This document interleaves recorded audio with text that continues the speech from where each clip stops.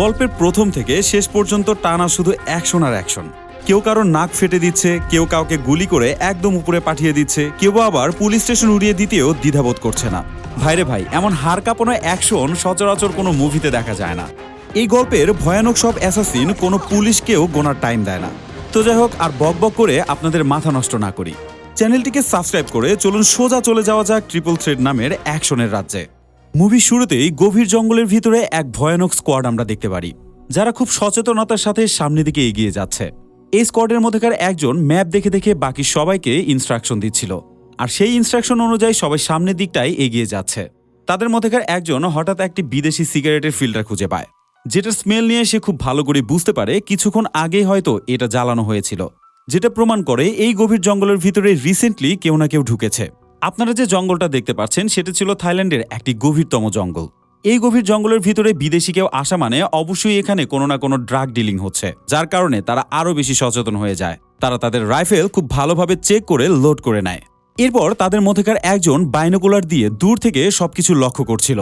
হঠাৎ সেখানে তারা আমেরিকান একজনকে দেখতে পারে, যে কিনা সেখানে থাকা গ্যাংয়ের সাথে কোনো কিছু ডিল করছিল। খুব ভালো করে তারা লক্ষ্য করে আশেপাশের প্রত্যেকজনের হাতে অটোমেটেড রাইফেল আছে, যারা এদিক সেদিক হাঁটাহাঁটি করে সবকিছুই নজরে রাখছিল। এমন অবস্থা দেখে এই স্কোয়াড অনেকক্ষণ তাদেরকে লক্ষ্য করতে থাকে, যেন সঠিক একটা সময় বুঝে তারা টুপ করে তাদের উপর ঝাঁপিয়ে পড়তে পারে। এর কিছুক্ষণের মধ্যে সেখানে একটি ট্রাক চলে আসে। তারপর সেই গ্যাংগুলো ট্রাকে কি যেন লোড করতে থাকে। সেই গ্যাংয়ের একজন ব্যক্তি প্রকৃতির ডাকে সাড়া দিতে তাদের কাছে চলে আসে। এতে সেই স্কোয়াডের একজন পেছন থেকে তাকে আক্রমণ করে, তারপর চাকু বের করে বারবার তার পিঠের ভিতরে আঘাত করতে থাকে। এরপর থেকে তারা একে একে সেখানকার গ্যাং মেম্বারদেরকে মারতে শুরু করে। সিনগুলো দেখে তো বুঝতে পারছেন যে কোন লেভেলের অ্যাকশন দিয়ে এই মুভিটা শুরু করা হয়েছে, আর এমন হাজারো অ্যাকশন আপনাদের জন্য সামনে অপেক্ষা করছে। তো যাই হোক, ট্রাক লোড করা সেই গ্যাং মেম্বারগুলো এই মারামারির সাউন্ড কিছুটা শুনে ফেলে, তাই সেখান থেকে দাঁড়িয়ে দাঁড়িয়ে তারা আশপাশ ভালোভাবে খেয়াল করতে থাকে। কিন্তু এই স্কোয়াড টিম তো কোনোভাবে কম যায় না। তারা পুরোপুরি বুঝে ওঠার আগেই এই স্কোয়াড টিম তাদের উপরে আক্রমণ চালিয়ে দেয়। অল্প কিছু সময়ের মধ্যে এই স্কোয়াড এত বেশি গুলি ছোড়ে যে তাদের বুক একদম ঝাঁঝরা হয়ে যায়। তাদের তাণ্ডবে আশেপাশের সবকিছু যেন ছিন্ন বিচ্ছিন্ন হতে শুরু করে। এই স্কোয়াড সামনে যাকেই পাচ্ছে তাকেই গুলি করে একদম উপরে পাঠিয়ে দিচ্ছে। বাইরের এই গোলাগুলির সাউন্ডে ভিতরে ঘুমিয়ে থাকা এক ছেলে উঠে যায়। এই ছেলেটার নাম জাকা। জাকা নামের এই ছেলেটা আসলে এসেছিল তার গার্লফ্রেন্ডের সাথে দেখা করতে। তো যাই হোক, আশেপাশের গুলির সাউন্ডে সে প্রচন্ড ভয় পেয়ে যায়। এর ভিতরে স্কোয়াড টিম তার সেই রুমের দিকে আসতে শুরু করে। একটু পরেই সে দেখতে পারে সে স্কোয়াড টিমের গুলির কারণে তার গার্লফ্রেন্ড তার চোখের সামনে মারা যায়। তার গার্লফ্রেন্ডের মুখ থেকে শেষ কথাটুকু তার আর শোনা হয় না। অন্যদিক থেকে সে স্কোয়াড টিম মুহুমুহু গুলিতে চারদিক একদম ঝাঁঝরা করে দিতে থাকে। গ্যাংয়ের প্রত্যেকটা মানুষ তখন নির্মমভাবে মরতে শুরু করে। জাকা তখন প্রথমবারের মতো নিজের হাতে বন্দুক তুলে নেয়। এরপর তার গার্লফ্রেন্ডকে চির বিদায় দিয়ে সে বাইরে চলে আসে।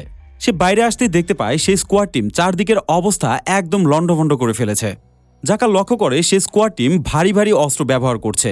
ঠিক এর মধ্যেই তার সামনে চলে আসে সেই স্কোয়াডের একজন। দুজনের মধ্যে তখন বেশ ফাইটিং শুরু হয়ে যায়। জাকা কিন্তু তার সাথে কোনোভাবেই পেরে ওঠে না। শেষে জাকা আঘাতপ্রাপ্ত হয়ে সেখানে অজ্ঞান হয়ে পড়ে থাকে। এর মধ্যে সেই স্কোয়াড টিম গ্যাংয়ের সবাইকে মেরে পুরো জায়গাটা নিয়ন্ত্রণে নিয়ে নেয়। যুদ্ধ কিন্তু এখানেই থেমে থাকে না। এই স্কোয়াড টিম কিন্তু সেই গ্যাংয়ের অন্য একটি আস্তানাতে এসেও ঠিক একই তাণ্ডব চালায়। রুমের ভিতরে থাকা গ্যাং মেম্বারগুলো তাদের গুলিতে ঝাঁঝরা হতে শুরু করে। এরপর তারা বেশ কিছুক্ষণ উড়াধুরা গুলি চালিয়ে শেষ পর্যন্ত তারা ভিতরে ঢোকে। ভিতরে ঢুকতেই তারা সেই আমেরিকান ব্যক্তিটাকে দেখতে পারে, যাকে কিনা এর আগে তারা বাইনোকুলার দিয়ে দেখেছিল। আমেরিকান সেই ব্যক্তিটা তাদেরকে বলে, তোমরা আসলে কি চাও? স্কোয়াডের একজন বলে, বাকি এই দুজন ব্যক্তিকে তো আমাদের কোনো দরকার নেই। এই বলে বাকি দুজনকে গুলি করে সঙ্গে সঙ্গে সেখানে মেরে ফেলে সে। এরপর সে জিজ্ঞাসা করে কলিন্স কোথায়। উত্তরে সে ব্যক্তি বলে কলিন্স সম্পর্কে সে কিছুই জানে না। এতে ভয়ানক সে স্কোয়াড মেম্বার বলে, তোকে তাহলে বাঁচিয়ে আমার কি লাভ? এই বলে তাকেও সে শুট করে একদম উপরে পাঠিয়ে দেয়। এমন পরিবেশ দেখে সেই আমেরিকান ব্যক্তি কিন্তু প্রচন্ড ভয় পেয়ে যায়। সে নিজে থেকে বলে যে আমি খুব ভালো করে জানি কলিন্স এখন কোথায় আছে। এরপর আমেরিকান ব্যক্তিটি তাদেরকে একটি সেলের কাছে নিয়ে যায়, যেখানে তারা আগে থেকেই বেশ কিছু মানুষদেরকে বন্দী করে রেখেছিল। এরপর সেই সেলগুলোর ভিতর থেকে তারা একজন একজন করে খুঁজতে শুরু করে। শেষ পর্যায়ে এসে তারা একটি সেল খুলে ভয়ানক এক অ্যাসাসিনকে বের করে নিয়ে আসে, যার মুখ লোহার মাস্ক দিয়ে পুরোপুরি আটকানো ছিল। বন্দী থাকা এই ব্যক্তিটাকে দেখে তো আপনারা বুঝতেই পারছেন সে এই সেলের ভিতরে কিন্তু বহুদিন যাবৎ আটকা রয়েছিল, যার কারণে তার অবস্থা তখন একদমই বেগতিক ছিল। তাকে বের করে এনে হাইড্রোজের একটি ইনজেকশন দেওয়া হয়। হাইড্রোজ ইনজেকশন দেওয়ার পিছনে কারণ ছিল তার শরীরে যেন কিছুটা হলেও শক্তি সঞ্চার হয়, তা না হলে সে তো নিজের পায়ে উঠে দাঁড়াতেই পারছিল না। তাকে ইনজেকশন দেওয়া মাত্র সেই ব্যক্তিটা উঠে প্রথমেই আমেরিকান সেই ব্যক্তির উপরে আক্রমণ চালায়। তার হাতে যে চেন ছিল সেটা দিয়ে তার গলা পুরোপুরি পেঁচিয়ে নেয়। গলায় শিকলের চাপে সে ব্যক্তি কিন্তু খুব বেশিক্ষণ বেঁচে থাকে না, কিছুক্ষণের মধ্যে সে মৃত্যুর কোলে ঢলে পড়ে। এখন হয়তো আপনারা ভাবছেন যে এই ব্যক্তিটা আবার কে, যাকে কিনা এত কষ্ট করে এই স্কোয়াড টিম উদ্ধার করলো। আসলেও এই ব্যক্তিটার নামই হচ্ছে কলিন্স। আর কলিন্স হলো এই পুরো স্কোয়াডের লিডার, যাকে এই গ্যাংয়ের লোকজন ধরে নিয়ে এসে অনেকদিন যাবৎ বন্দী করে রেখেছিল। তার স্কোয়াড মেম্বার বলে এবার পরবর্তী মিশন কমপ্লিট করার পালা। এখন হয়তো আপনারা ভাবছেন যে এই স্কোয়াড টিমের মিশনই বাকি, এমনকি এই স্কোয়াড টিম কাদের হয়ে কাজ করে। হ্যাঁ, সব প্রশ্নেরই উত্তর আপনারা ধীরে ধীরে পেয়ে যাবেন। আগে এই টিমের কয়েকজনের সাথে আপনাদেরকে পরিচয় করিয়ে দিই। কলিন্স হলো সবচেয়ে ভয়ানক একজন ব্যক্তি এবং এই টিমের লিডার। ভয়ানক দেখতে এই ব্যক্তিটার নাম হচ্ছে মাইকেল, যে কিনা কলিন্সের সবচেয়ে কাছের বন্ধু। অন্যদিকে এই টিমের মাস্টার ফাইটার হচ্ছে টনি ঝা, তার সবচেয়ে কাছের বন্ধু লংফেন। এছাড়াও ডম এবং জয় ছিল তাদের মধ্যেকার সবচেয়ে শার্প শুটার। এই টিমের মধ্যে কিন্তু একটা মেয়েও আছে যার নাম মোক। এই মিলে তারা হলো 7 জনের একটি টিম। এরা 7 জন যে কি পরিমাণ ভয়ানক তা আপনারা পরবর্তীতেই বুঝতে পারবেন। এখন আপনাদের যেটা বলবো সেটা শুনলে কিছুটা হলেও আপনারা শকড হবেন। আর তা হলো এতক্ষণ যাবৎ আপনারা যে স্কোয়াডটাকে ভালো কোনো স্কোয়াড বা সরকারি স্কোয়াড মনে করেছেন তা কিন্তু মোটেও না। আসলে এরাই হলো এই মুভির মেইন ভিলেন। এই 7 জনের তাণ্ডবে পুরো শহর কাঁপতে থাকে। টাকার বিনিময়ে তারা করে না এমন কোনো কাজ নেই। এক কথায় বলতে তারা হলো পুরো পৃথিবীর টপ অ্যাসাসিন। তো যাই হোক, এবার কিন্তু তারা বড় একটি মিশনে নামতে যাচ্ছে। আর এই মিশনটা কমপ্লিট করার জন্য কিন্তু তারা তাদের লিডার কলিন্সকে এখান থেকে উদ্ধার করে। সেখান থেকে চলে যাওয়ার আগে গ্যাংয়ের আস্তানা বোম দিয়ে পুরোপুরি তারা উড়িয়ে দেয়। তারা চলে যাওয়ার পর জাকার জ্ঞান ফিরে আসে। জ্ঞান ফিরতেই চারদিকের ধ্বংস অবশেষ সে দেখতে পারে। এরপর সে তার গার্লফ্রেন্ডের লাশের কাছে চলে যায়। শেষবারের মতো গার্লফ্রেন্ডকে দেখে সে সেখানেই তাকে দাফন করে দেয়। এরপর রাত হলে জাকা সেই গার্লফ্রেন্ডের কবরের পাশে চলে আসে। দুঃখ ভারাক্রান্ত মনে সে বারবার তার গার্লফ্রেন্ডকে মিস করতে থাকে। কবরের সামনে বসে বসে সে শপথ নেয় যে কোনোভাবেই হোক তার গার্লফ্রেন্ডের হত্যার প্রতিশোধ সে নেবেই। কিন্তু প্রশ্ন হলো, জাকা ছিল একদম সাধারণ একটি ছেলে। ফাইট করা বা অস্ত্র চালানো কোনো কিছু সে পারত না। তাহলে কিভাবে সেই ভয়ানক অ্যাসাসিনদের সে মেরে ফেলবে? তাই প্রথমত সে ভয়ানক অ্যাসাসিন হওয়ার চিন্তা করে। অন্যদিক থেকে আমরা কলিন্সের টিম দেখতে পারি। এই অ্যাসাসিনদের কাছে একটি মেয়ের কল আসে। মেয়েটা তখন তাদেরকে একটি কাজ দেয়। এই মিশনে তাদের এবার কোরিয়ার সবচেয়ে ধনী একটা মানুষের মেয়েকে মেরে ফেলতে হবে। কাজটা করতে পারলে তাদেরকে $5 মিলিয়ন দিয়ে দেওয়া হবে। যে মেয়েটি তাদেরকে এই কাজ দিল তার নাম হচ্ছে সুইফেন। সে নিজেও ছিল একজন লেডি গ্যাংস্টার। অন্যদিকে জাকাকে দেখা যায়, সে তখন টাকার বিনিময়ে ফাইটিং ক্লাবে নিজেই ফাইট করতে থাকে। কিন্তু দুঃখের ব্যাপারটা হচ্ছে জাকা তো এসবের কিছুই জানতো না, যার কারণে সেখানকার ভয়ানক বক্সার তাকে মেরে একদম ভসকে দেয়। জাকা আবারও অজ্ঞান হয়ে যায়। তাকে তুলে নিয়ে যায় সেই অ্যাসাসিন টিমের টনিজা এবং লংফেন। জাকাকে তারা ব্যান্ডেজ করে রাতের খাবার দিয়ে তাদের সাথেই থাকতে বলে। জাকা খুব ভালোভাবেই সেই স্কোয়াড মেম্বারদেরকে চিনতে পারে। সে বলে, তুমি তো সেই স্কোয়াড মেম্বার, সেদিন তুমিই তো আমাকে মেরে অজ্ঞান করে দিয়েছিলে। এখন সেই তুমি আমাকে বাঁচাতে আসলে কেন বলো? তারা দুজন তখন বলে, সেদিন কলিন্সকে বাঁচানোর পরে তাদের দুজনকে তারা সেখানে বন্দি করে দেয়। আসলে শুধুমাত্র কলিন্সকে উদ্ধার করার জন্যই এই দুজনকে তারা ভাড়া করেছিল। তখন তো কলিন্সকে উদ্ধার করা হয়ে গিয়েছিল, যার কারণে এই দুজনকে তারা আর প্রয়োজন বোধ করেনি। নিষ্ঠুর সেই স্কোয়াড এই দুজনকে সেখানে বন্দি করে বোম ফিট করে রেখে আসে। তবে সৌভাগ্যবশত তারা অনেক কষ্ট করে সেই সেল থেকে নিজেদেরকে বাঁচিয়ে নিয়েছিল। তারপর বাকি সব সেলগুলোকে খুলে দিয়ে সবাইকে তারা সেখান থেকে উদ্ধার করে নেয়। এই ঘটনা শুনে জাকা খুব ভালো করে বুঝতে পারে যে সেই অ্যাসাসিনদের মারার জন্য এদেরকে প্রয়োজন হতে পারে, কারণ এই দুজনের সাথেও তো তারা বেইমানি করে এসেছে। এরপর তারা সারা রাত মাল খেতে থাকে এবং নিজেদের দুঃখের কথা শেয়ার করতে করতে সেখানে ঘুমিয়ে পড়ে। কিন্তু সকাল হতে না হতেই সেখানে অনেকগুলো পুলিশ চলে আসে। তাদের আস্তানা চারদিক থেকে ঘিরে নিয়ে সঙ্গে সঙ্গে তাদেরকে অ্যারেস্ট করে নেয়, কারণ গতকাল যে গণহত্যা হয়েছিল সেটার দোষে তাদেরকে দোষী করা হয়েছে। কিন্তু এই মুহূর্তে দেখা যায় জাকা সেখানে ছিল না, সে আগে থেকেই সেখান থেকে ভেগে গিয়েছে, যার কারণে জাকার উপর টনির প্রচণ্ড রাগ হয়। সে লংফেনকে বলে, এই হারামজাদার বাচ্চাই হয়তো আমাদেরকে ধরিয়ে দিয়েছে, ওরে একবার পাইলে পুরাই গিলে খাবো। কিন্তু তারা এখন জাকাকে পুরোপুরি ভুল বুঝছে, কারণ তাদেরকে ফাঁসানোর জন্যই কলিন্সই পুলিশের কাছে সকল ইনফরমেশন দিয়ে দিয়েছে। এতক্ষণে কলিন্স কিন্তু জেনে গেছে যে তারা এখনো পর্যন্ত বেঁচে আছে। অন্যদিকে দেখা যায় জাকা অলরেডি জেলের বাইরে ঘোরাঘুরি করছে সেই দুজনকে বাঁচিয়ে নেওয়ার জন্য। টনিজা এবং লংফেনকে কিন্তু আলাদা আলাদা সেলে রাখা হয়েছিল তখন। ঠিক এই সময়ে আমরা সেই কোটিপতির মেয়ে জিয়ানকে দেখতে পারি। সে রওনা হয়েছে বিজনেস মিটিং কমপ্লিট করার জন্য। অন্যদিক থেকে তার গাড়ির সামনে অপেক্ষা করছিল সেই ভয়ানক অ্যাসাসিন টিম। আজকে জিয়ানকে তারা যে কোনোভাবে হোক মেরে ফেলবে। কিছুক্ষণের মধ্যেই জিয়ানের গাড়ি তাদের সামনে চলে আসে। মাইক কলিন্সকে বলে, আমরা কি হামলা শুরু করতে পারি? কলিন্স বলে, এত তাড়াহুড়ার কিছু নেই, ঠিক সময় হলে আমি তোদেরকে অ্যাটাক করতে বলবো। জিয়ান গাড়ি থেকে নেমে অফিসে ঢুকে পড়ে। এরপর তার একটি ইন্টারভিউ শুরু হয়ে যায়। এ সময় সে দেশের সবচেয়ে বড় বড় মিডিয়াগুলো এসে তার সাক্ষাৎকার নিচ্ছিল। তাকে প্রশ্ন করতে থাকে সে এত কম বয়সের মধ্যে বিলিয়নার হলো কিভাবে। সে তখন খুশি মনে মিডিয়াকে অনেক কথাই জানাচ্ছিল। তবে এটা কিন্তু সে জানে না যে কিছুক্ষণের মধ্যে তার অবস্থা কি হতে যাচ্ছে। অন্যদিকে জেলের ভিতর থেকে টনিজা সে নিউজটি দেখছিল। নিউজের জিয়ানকে দেখে তার মনে পড়ে যায় হয়তো কিছুক্ষণের মধ্যেই কলিন্স গ্রুপ তাকে অ্যাটাক করতে পারে। হতে পারে এটাই তার শেষ দিন। কিন্তু এই ব্যাপারে সেখানকার কাউকে সে কিছুই বলে না, কারণ সে খুব ভালো করেই জানে তার কথা কেউই বিশ্বাস করবে না। ইন্টারভিউ শেষ হলে জিয়ান যখনই নিচে চলে আসে কলিন্স গ্রুপ তার সামনে চলে যায়। এরপর গাড়ি থেকে নেমে আতকার উপর গুলি ছুটতে শুরু করে তারা। এই গুলি বর্ষণে জিয়ানের আশেপাশে থাকা প্রত্যেকটা বডিগার্ডের অবস্থা একদম করুণ হয়ে যায়। হঠাৎ এই ধরনের আক্রমণ হতে পারে সেটা তারা কোনোভাবে স্বপ্নেও ভাবতে পারেনি। দু একজন তখনও পর্যন্ত যারা বেঁচে ছিল তারা কোনোভাবেই এই অ্যাসাসিন টিমের সাথে পেরে উঠছিল না। জিয়ান তখন কোনো রকম নিজেকে বাঁচানোর জন্য গাড়ির আড়ালে বসে পড়ে। তখন তার লেডি বডিগার্ড তাকে কাভার দিতে শুরু করে, কিন্তু সেই বডিগার্ডও কিছুক্ষণের মধ্যে গুলি খেয়ে বসে। তখন সে জিয়ানকে বলে, আপনি গাড়ির পিছন দিয়ে পালিয়ে যান, আমি যতদূর পারি তাদেরকে কাভার দিতে থাকি। এরপর সে উঠে আবারও গুলি করতে শুরু করে। জিয়ান সেখান থেকে কাভার পেতেই পালিয়ে যেতে শুরু করে। অন্যদিক থেকে অ্যাসাসিনের মেম্বার কুপিয়ে গার্ডদের হত্যা করতে থাকে। এভাবে কিছুক্ষণের মধ্যে সেখানে জিয়ানের বডিগার্ড চলে আসে। অ্যাসাসিনের মেম্বারকে সামনে পেয়ে সে সঙ্গে সঙ্গে গুলি করে দেয়। এই গুলির কারণে সে এখানে মৃত্যুর কোলে ঢলে পড়ে। অন্যদিক থেকে জিয়ান শহরের ভিতরে ঢুকে যায় এবং একটি রিকশা ধরে সেখান থেকে পালাতে শুরু করে। এর ভিতরে অ্যাসাসিন গ্যাং বুঝতে পারে যে জিয়ান অলরেডি সেখান থেকে পালিয়ে গেছে, তাই তারা এক মুহূর্ত দেরি না করে গাড়িতে উঠে গিয়ে জিয়ানকে খুঁজতে শুরু করে। জিয়ান পালাতে পালাতে একটি পুলিশ স্টেশনে চলে আসে। এটাই হলো সেই পুলিশ স্টেশন যেখানে টনিজ এবং লংফেনকে রাখা হয়েছে। জিয়ান এসে পুলিশকে বলতে থাকে, আমাকে প্লিজ বাঁচান, অচেনা এক কিলার গ্যাং আমার পিছু নিয়েছে। কিন্তু দুর্ভাগ্যবশত জিয়ানের ভাষা তারা কোনোভাবে বুঝতে পারছিল না, কারণ জিয়ান তো ছিল কোরিয়ান আর এরা ছিল চাইনিজ। ঠিক এই মুহূর্তে জিয়ানকে টিভিতে দেখাচ্ছিল। সে ইশারা দিয়ে বোঝানোর চেষ্টা করে টিভিতে থাকা সে মেয়েটা আসলে সে নিজেই। মারাত্মক কোনো গ্যাং তার পিছু নিয়েছে তাকে মেরে ফেলার জন্য। জিয়ানের কথা বোঝার জন্য জেল থেকে ফেনকে নিয়ে আসা হয়। ফেন কিন্তু কোরিয়ান এবং চাইনিজ দুটি ভাষাই বুঝত। কিন্তু এর ভিতরেই সেই অ্যাসাসিন গ্যাং থানার বাইরে চলে আসে। তারা তাদের ভারী ভারী অস্ত্র দিয়ে থানার বাইরের অবস্থা একদম খারাপ করে দেয়। অন্যদিক থেকে টনিজার জবানবন্দি নেওয়া হচ্ছিল। পুলিশ তাকে জিজ্ঞাসা করে, তোর টিম সম্পর্কে বল, তোদের সাথে আরো কয়জন মেম্বার রয়েছে। ঠিক এই মুহূর্তে অ্যাসাসিনদের তাণ্ডবে জেলখানার দেয়াল বিস্ফোরিত হয়। টনিজা বলে, আমাকে আর খুঁজে দিতে হবে না, যাদেরকে এতদিন তোরা খুঁজে বেরিয়েছিস তারা এখন তোদের ঘরে ঢুকে পড়েছে, পারলে তাদের সামলে দেখা। অ্যাসাসিন গ্রুপের মেম্বারগুলো একে একে উপরে আসতে শুরু করে। এরপর তারা কোনো প্রকার দ্বিধাদ্বন্দ্ব ছাড়াই এক এক করে প্রত্যেকটা পুলিশকে মারতে শুরু করে। ভাইরে ভাই, বাস্তব জীবনে মাফিয়া গ্যাংগুলো পুলিশ স্টেশনকে অন্তত ভয় পায়। এরা দেখি পুলিশ স্টেশনে ঢুকে পুলিশদেরই মেরে ফেলছে। এ সময় অ্যাসাসিন গ্রুপের সেই লেডি মেম্বার টিজার গানের মাধ্যমে চারদিক লন্ডভন্ড করে দেয়।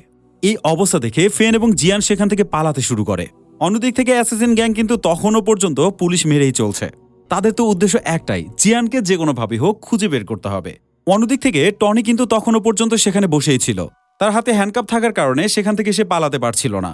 সে পুলিশদের কাছ থেকে চাবি কেড়ে নিয়ে কোনো রকম নিজেকে সেখান থেকে উদ্ধার করে। তারপর সে বাইরে এসে সবকিছু বোঝার চেষ্টা করে।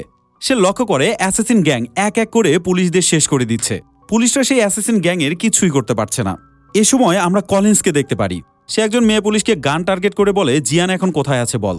মেয়ে পুলিশটা তখন ভয়ে বলে, জিয়ান অলরেডি এখান থেকে পালিয়ে গেছে। এর ভিতরে লেডি অ্যাসাসিন সে দেয়ালটি উড়িয়ে দেয়, যে দেয়ালের আড়ালে তারা তিনজন লুকিয়েছিল। দেয়ালটি বিস্ফোরিত হওয়ার সঙ্গে সঙ্গে তারা দুই গ্রুপ সামনাসামনি হয়ে যায়। এরপর শুরু হয়ে যায় দুই দলের মধ্যে তুমুল যুদ্ধ। এই মুহূর্তে তাদের দুজনের মধ্যে যে ফাইটিংটা চলছিল সেটা আসলেও দেখার মতো ছিল। কিন্তু টনি লম্বায় কিছুটা কম হওয়ার কারণে তাকে তুলে সেই অ্যাসাসিন আঁচড়াতে শুরু করে। এভাবে চলতে চলতে সেই অ্যাসাসিন টনিকে প্রায় মেরেই ফেলছিল। হঠাৎ সেখানে জাকা চলে আসে। জাকা পেছন থেকে সেই অ্যাসাসিনকে গুলি করে একদম উড়িয়ে দেয়। এই গুলিতে কিন্তু সেই অ্যাসাসিনের চ্যাপ্টার চিরতরে ক্লোজ হয়ে যায়। জাকাকে দেখে টনি কিন্তু বেশ অবাক হয়ে যায়। টনি এতক্ষণ পর্যন্ত জানতো জাকাই হয়তো তাদেরকে পুলিশে ধরিয়ে দিয়েছে, তাই জাকার উপরে টনির রাগ এখনো পর্যন্ত আছে। কিন্তু এখন সে তার প্রাণ বাঁচিয়েছে, তাই এবার সে তাকে আর কিছুই বলে না। অন্যদিক থেকে কলিন্স তখনও পর্যন্ত এক এক করে পুলিশ মারতেই থাকে। এর ভিতরেই সেই লেডি অ্যাসাসিনের সামনে পড়ে যায় জাকা।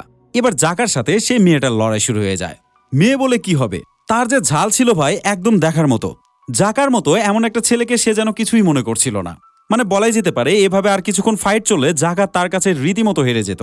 কিন্তু হঠাৎ জাকার হাতে সেই মেয়েটির গান চলে আসে। জাকা এবার কোনোভাবে কার্পণ্য না করে তার দিকে শুট করে দেয়।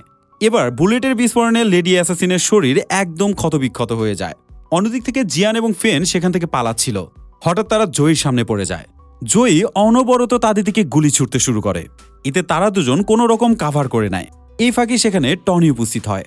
টনিকে দেখে জয়ী সঙ্গে সঙ্গে তার দিকে গুলি ছুটতে শুরু করে। ঠিক এই ফাঁকে ফেন তার উপরে আক্রমণ চালায়। তাদের দুজনের মধ্যে তুমুল ফাইট শুরু হয়ে যায়, কিন্তু ফেন তার সাথে কোনোভাবেই পারছিল না। জয়ী তখন তাকে বারবার আশ্রাতে শুরু করে। টনি তখন জিয়ানকে নিয়ে সেখান থেকে পালিয়ে শাটারের বাইরে চলে আসে। শেষমেশ ফেন জয়ীর হাত থেকে কোনো রকম নিজেকে বাঁচিয়ে সেখান থেকে পালিয়ে যায়। কলিন্স চারদিকে খুঁজতে খুঁজতে সেই লেডি অ্যাসাসিনকে দেখতে পারে, যাকে কিনা জাকা কিছুক্ষণ আগে বীভৎসভাবে মেরেছে। পাশে সে তাদের আরেকটি সদস্যকে পড়ে থাকতে দেখে। এ সময় কলিন্স বুঝতে পারে যে ভিতর থেকে অলরেডি তারা পালিয়ে গেছে, তাই বাকি দুজনের সাথে সে বেরিয়ে আসে। গাড়িতে উঠেই সে আবারও জিয়ানকে খুঁজতে শুরু করে। এবার অ্যাসাসিন গ্রুপের মাত্র 3 জনই বেঁচে আছে, যারা কিনা হাজার হাজার মাফিয়া এবং পুলিশকে মারা সত্ত্বেও একটা মাত্র মেয়ে জিয়ানকে মারতে পারছে না কিছুতেই। উল্টো এই মিশনে তাদের লোকজনই মৃত্যুবরণ করেছে, যার কারণে কলিন্সের মাথা একদম গরম হয়ে যায়। কিছুক্ষণের মধ্যেই তারা আবারও সেই 3 জনকে দেখতে পারে, তাই গাড়ি থেকে নেমে তারা আবারও তাদের পিছু নেয়। অনেকক্ষণ তাড়া করার পর তারা গলিতে বের হতেই যাচ্ছিল, হঠাৎ একটি গাড়ি এসে তাদের রাস্তা ব্লক করে দেয়, যার কারণে এবারের বারে জিয়ান আবারও বেঁচে যায়। এ সময় কলিন্স তার গ্রুপ মেম্বারদের সাথে প্রচণ্ড রাগারাগি করতে থাকে, বলতে থাকে তোদের মতো অকর্মার জন্য একটা মেয়েকে কিনা আমরা মারতে পারছি না। এক পর্যায়ে রাগ করে তার গান সেখানে রেখে সে চলে যায়। এর মধ্যে লেডি গ্যাংস্টার সুইফেন কলিন্সকে কল করে। সে বলে তোমরা এখনো পর্যন্ত কি তাকে মারতে পারোনি? কলিন্স বলে এখনো পর্যন্ত তাকে মারতে পারিনি, তবে সময় হলে তাকে অবশ্যই আমরা মারব। সুইফেন এই কথা শুনে তাকে বলে তোমরা যদি তাকে মারতে না পারো তাহলে তোমাদেরকে আমি মেরে ফেলবো। কথা বলতে বলতে কলিন্সকে পেছন থেকে একটি পুলিশ গান পয়েন্টে নিয়ে নেয়। কলিন্সের তখন কোনো পথ খোলা ছিল না, এমনকি তার সাথে কোনো গানও ছিল না, তাই বাধ্য হয়ে সে স্যারেন্ডার করতে যায়। ঠিক এই মুহূর্তে সেখানে জাকা চলে আসে এবং পুলিশকে বন্দি করে ফেলে। আর এভাবে কলিন্স কিন্তু এই যাত্রা বেঁচে যায়। কলিন্স তখন তাকে সন্দেহ করে বসে, তাই সে তখন জাকাকে গান পয়েন্টে নিয়ে বলে আমার কাছ থেকে তুই কি চাস বলতো, তোর অন্যরকম কোনো মতলব আছে নাকি? জাকা ঠান্ডা মাথায় তাকে বলে দেয় যে আমি একজন অ্যাসাসিন হতে চাই। কেউ একজন আমার গার্লফ্রেন্ডকে মেরে ফেলেছে, তার প্রতিশোধ নিতেই আমি ভয়ানক একজন অ্যাসাসিন হতে চাই। কলিন্স জাকার কথা পুরোপুরি বিশ্বাস করে ফেলে, এমনকি তার সাথে কাজ করার জন্য জাকাকে পারমিশনও দিয়ে দেয়। অন্যদিক থেকে এই 3 জন খালের মধ্যে দিয়ে পালিয়ে অনেক দূরে চলে আসে। তারপর সেই এরিয়া থেকে একটি গাড়ি চুরি করে আরও অনেক দূরে চলে যায়। কলিন্স অলরেডি জাকাকে তার আস্তানে নিয়ে গেছে। মাইকেল জাকাকে দেখে সন্দেহ করে বসে। কলিন্সকে বলে এই মালটাকে তুই কই থেকে নিয়ে এসেছিস? কলিন্স বলে ওই আজকে আমাকে বাঁচিয়েছে, তা না হলে তো পুলিশের কাছে স্যারেন্ডার করা ছাড়া আমার কোনো উপায় ছিল না। মাইকেল তারপরেও সন্দেহবশত দ্রুত তার গলা চেপে ধরে। এরপর সে তাকে বলে তোর অবশ্যই কোনো মতলব আছে, বল কি মতলবে এখানে এসেছিস? কিন্তু জাকা তখনও পর্যন্ত মাথা ঠান্ডা করে তাকে একইভাবে বলতে থাকে আমার গার্লফ্রেন্ডকে কেউ মেরে ফেলেছে, আর এই হত্যার প্রতিশোধ নিতেই আমি অ্যাসাসিন হতে চাই, যার কারণে আমি আপনাদের সামনে চলে এসেছি। আমি জানি আপনাদের সাথে কাজ করলে আমি ভালো মানের একজন অ্যাসাসিন হয়ে উঠতে পারবো। এছাড়া বিশ্বাস করেন আমার মনের মধ্যে আর কোনো চিন্তা নেই। এ সময় কলিন্স মাইকেলকে থামতে বলে। মাইকেলও তার কথা বিশ্বাস করে তাকে ছেড়ে দেয়। অন্যদিক থেকে দেখা যায় জিয়ান গাড়ি চালাতে চালাতে জ্যামের ভিতরে আটকা পড়ে। ঠিক এই মুহূর্তে জয়ী তাদেরকে দেখে ফেলে। সৌভাগ্যবশত ফেনও কিন্তু জয়ীকে দেখে ফেলে, যার কারণে তার হাত থেকে বাঁচার জন্য ইউটার্ন নিয়ে তারা আবারও পালাতে শুরু করে। এবার জয়ীর দৌড়ানো দেখে কলিন্সও সবকিছু বুঝে যায়। সেও তখন তার সাথে দৌড়াতে শুরু করে। কলিন্স তখন উল্টা দিক থেকে এসে এক লাফে সে গাড়ির উপর উঠে যায়। জিয়ান তখন একটা বড় সড়ো ব্রেক দেওয়ার কারণে সে আবারও রাস্তায় পড়ে যায়। এতে অবশ্য তারা না বেঁচে উল্টো গাড়িটাই অ্যাক্সিডেন্ট হয়ে যায়। তারা 3 জন মিলে খুবই দ্রুত সেই গাড়ি থেকে নেমে সেখান থেকে পালিয়ে যায়। এর কিছুক্ষণের মধ্যেই সেখানে পুলিশ চলে আসে। পুলিশ দেখে কলিন্স বুঝতে পারে যে এখানে খুব বেশি তাণ্ডব চালানো যাবে না, তাই সুযোগ বুঝে সেও সেখান থেকে পালিয়ে যায়। অন্যদিক থেকে এই 3 জন একটি রেস্টুরেন্টের নিচে নিজেদেরকে লুকিয়ে নেয়, কিন্তু দুর্ভাগ্য যেন তাদের পিছুই ছাড়ছে না। জয়ী আবারও সেখানে চলে আসে। তারপর পুরো রেস্টুরেন্ট জুড়ে সে তাদেরকে খুঁজতে শুরু করে, তবে এবার সে আর তাদেরকে খুঁজে পায় না। তারপর থেকে এই অ্যাসাসিন টিম তন্ন তন্ন করে সারা শহর তাদেরকে খুঁজতে শুরু করে। শেষে আবারও তারা সেই রেস্টুরেন্টের সামনে চলে আসে, যেখানে টনি, ফেন এবং জিয়ান লুকিয়েছিল। কিছুক্ষণের মধ্যে টনি কলিন্সকে কল করে। ভিডিও কলে সে বলে তোর পাখি এখন আমার হাতে, একে জীবিত পেতে হলে $1,00,000 আমাকে দিতে হবে। যেটা শুনে কলিন্স কিন্তু একদম ঠান্ডা ছিল। সে সোজা তাকে বলে তোকে আমি $1,00,000 না বরং $1,000,000 দিব, আগে তুই তোর লোকেশন জানা। কলিন্সের 2টি পার্টনার তখন বলে যে এই মেয়েটার জন্য $1,000,000 তাকে দিতে চাইলি? কলিন্স বলে আরে ধুত, আমি তো তাদেরকে ফাও কথা বলেছি। অন্যদিক থেকে টনিও কিন্তু খুব ভালো করে জানে যে কলিন্স কোন ধরনের ছেলে। সে যদি টনিকে একবার সামনে পায় তাহলে তাকে টাকা দেওয়া তো দূরে থাক, তাকে অবশ্যই মেরে ফেলবে। তাই টনি অস্ত্রশস্ত্র নিয়ে আগে থেকে রেডি হয়ে থাকে। এরপর তারা অস্ত্র বিক্রেতার কাছে যায়। সেখানে আমরা এই ব্যক্তিটাকে দেখতে পারি। আপনারা কি তাকে চিনতে পারছেন? এই ব্যক্তি হলো গল্পের শুরুতে সেই আমেরিকান ব্যক্তিটা। আপনারা হয়তো অবাক হচ্ছেন যে সেই ব্যক্তিটাকে তো কলিন্স অলরেডি মেরে ফেলেছে। আসলে সে সেদিন মারা যায়নি, বরং মরে যাওয়ার একটা নাটক করেছিল মাত্র। টনি এবং ফেল সেদিন যখন সবাইকে উদ্ধার করছিল, একই সাথে এই ব্যক্তিটাকেও তারা উদ্ধার করে নেয়। তো যাই হোক, টনি সেদিন এই ব্যক্তিটাকে সব কথা খুলে বলে।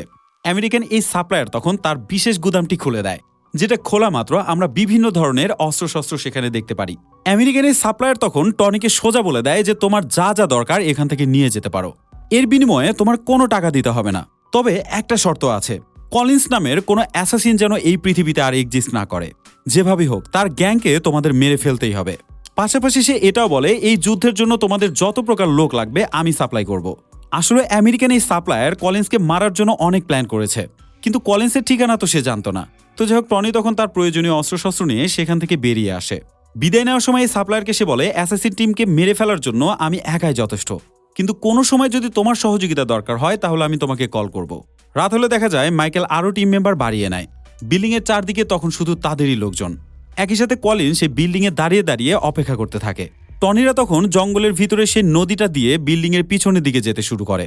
মাইকেল তখন জাকাকে বলে তুই টনির সামনে যাবি টাকার ব্যাগ নিয়ে। এমনকি তারা যখনই সামনে আসবে হেডশট দিয়ে তাদেরকে মেরে ফেলতে বলে। এরপর দেখা যায় ফেন সামনের দরজা দিয়ে জিয়ানকে নিয়ে ঢুকতে থাকে। টনি কিন্তু তখন পেছনের দরজা দিয়ে ঢুকেছে।